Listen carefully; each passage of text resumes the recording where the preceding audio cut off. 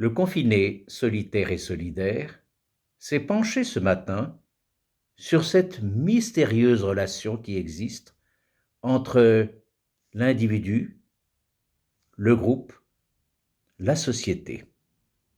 Tout ce qui, d'habitude, nous environne et qui a pu disparaître, ne plus se manifester de la même façon. Certaines et certains n'en ont pas été troublés, toujours dans le mouvement. D'autres ont éprouvé cette curieuse sensation qu'une rupture s'était produite. D'autres, enfin, ont considéré que c'était ou le merveilleux moment de leur vie, l'absence de travail, le confinement, peut-être une rémunération de pair, et que donc il y avait là de bons événements. Mais nous savons que pour beaucoup d'entre nous, ce sont des difficultés considérables qui se sont produites, qui vont se produire.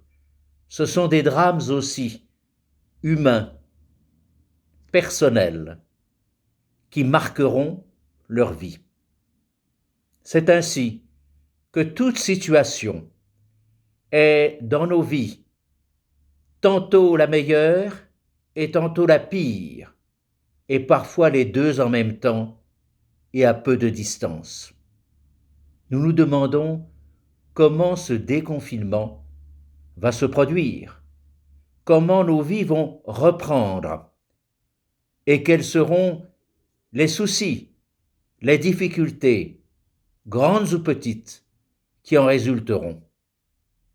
Il me paraît important de considérer en tout premier lieu que les unes et les autres, les uns et les autres, n'ont pas bien sûr été confrontés aux mêmes problèmes, aux mêmes difficultés, mais à n'en pas douter que chacune et chacun en seront profondément marqués, de façon immédiate ou non, visible ou peu visible. Et d'une certaine façon, nous avons été incités à nous demander quelles sont nos raisons de vivre, nos raisons d'espérer. Pourquoi nous ne pouvons pas vivre autrement qu'en société? Nous pourrions rêver d'endroits paradisiaques, isolés, mais serait-ce la vraie vie, la vie qui vaut la peine d'être vécue? Je n'en suis pas sûr. En tout cas, Jean Guéhenno avait bien raison lorsque il évoque tout simplement ce critère pour mesurer les hommes et les peuples.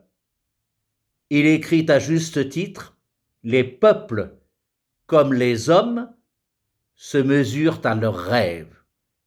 Pour le déconfinement, avec toutes nos difficultés possibles, il faut croire aux rêves.